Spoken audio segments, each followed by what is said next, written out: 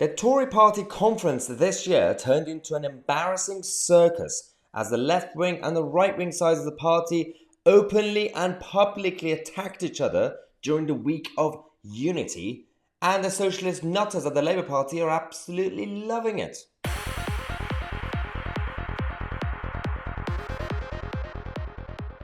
The Tories are not helping themselves. Welcome back to the channel, guys, where we come back every half an hour to give you guys more updates on what's happening. The Socialists and the Labour Party were pretty happy with this week, last week or so.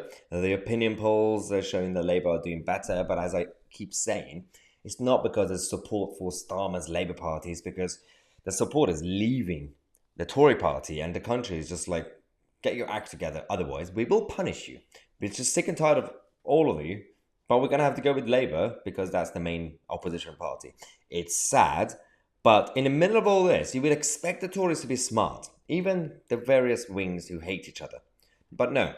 Suella Braverman came to expose and actually fight back against Michael Gove and his comments during conference, because there are a lot of rumours, obviously, going around saying, well, there are a number of Tory MPs, backbenchers, who've sent their letters of no confidence.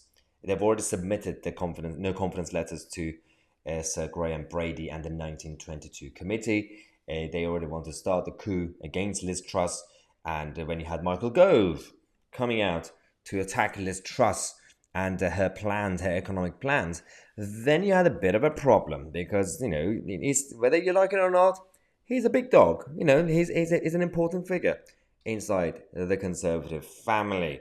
But we had Suella Braverman, as obviously one of the top ministers of the cabinet, coming out to attack or defend Liz Truss, but to attack Michael Gove, saying that I'm very disappointed that members of our own parliamentary party staged the coup effectively and undermined the authority of the Prime Minister in an unprofessional way. She continues by saying that Michael, if you've got concerns, if you've got disagreements, raise them in private. That's what our party does. Now, the issue here, put aside policy differences that I now have with the majority of the Tory party, that's a good point. The one strength that the Conservative Party always had over Labour was they don't really come out to fight publicly every week. You know, apart from the Tory leadership elections, which could get messy, usually the moment the election finishes, they all get back together. It's the Labour Party that have all these infightings done publicly on public forums. But this is the first time the Tories are all over the place.